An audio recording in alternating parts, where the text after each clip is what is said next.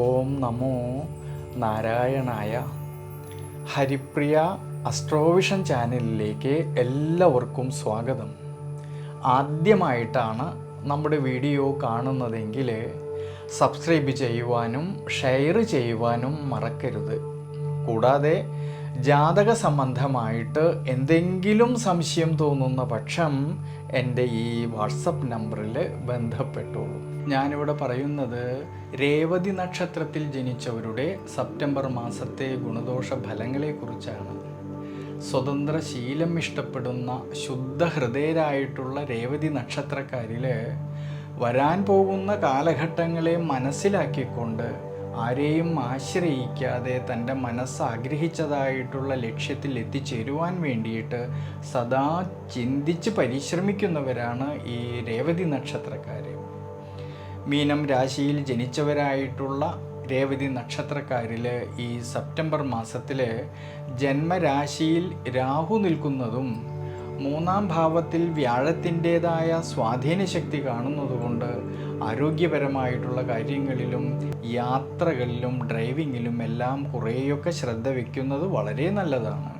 കഴിവതും അനാവശ്യമായിട്ടുള്ള യാത്രകൾ ഒഴിവാക്കുന്നത് ഈ സമയത്ത് വളരെ ഉചിതമായിട്ട് കാണുന്നുണ്ട്. കർമ്മസംബന്ധമായിട്ട് ചിന്തിക്കുമ്പോഴാണെങ്കിൽ ഭാഗ്യാധിപതിയായിരിക്കുന്ന ചൊവ്വയാണെങ്കിൽ സുഖസ്ഥാനത്ത് നിന്നുകൊണ്ട് കർമ്മസ്ഥാനത്തേക്കും ലാഭസ്ഥാനത്തേക്കും നോക്കുന്നതിനാൽ കർമ്മസംബന്ധമായിട്ടും ലാഭകരമായിട്ടും നേട്ടങ്ങൾക്ക് സാധ്യത കാണുന്ന സമയമാണ് ഈ സെപ്റ്റംബർ മാസത്തിൽ.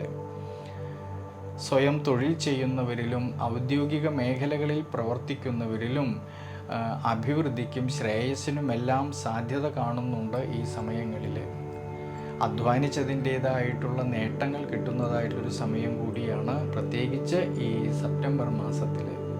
പക്ഷെ ശ്രദ്ധിക്കേണ്ടുന്നതായിട്ടുള്ളൊരു കാര്യം, നിവൃത്തിനാഥനായിരിക്കുന്ന ബുധൻ, വിദ്യാമാതുലകാരകനായിരിക്കുന്ന ബുധൻ സെപ്റ്റംബർ മാസം 23-ാം തീയതി വരെ ശത്രുഭാവത്തിൽ നിൽക്കുന്നതുകൊണ്ട് നിവർത്തിച്ചു കിട്ടേണ്ട കാര്യങ്ങളിൽ കുറേയൊക്കെ ശ്രദ്ധ വയ്ക്കുന്നത് വളരെ നല്ലതാണ്.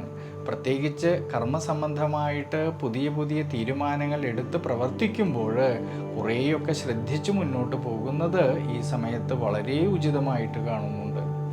കൂടാതെ വിദ്യാർത്ഥികൾക്കാണെങ്കിലും പഠന വിഷയത്തിൽ അലസതകളും ക്ഷീണാവസ്ഥകളും വരാതെ നോക്കുന്നത് വളരെ ഉചിതമായിട്ട് കാണുന്നുണ്ട്. ഈ സെപ്റ്റംബർ മാസത്തിൽ കഠിനാധ്വാനം ചെയ്ത് പഠിക്കുന്ന കാര്യങ്ങളിലേക്ക് കൂടുതലും ശ്രദ്ധ കൊടുക്കേണ്ടുന്നതായിട്ടൊരു സമയം കൂടിയാണ്.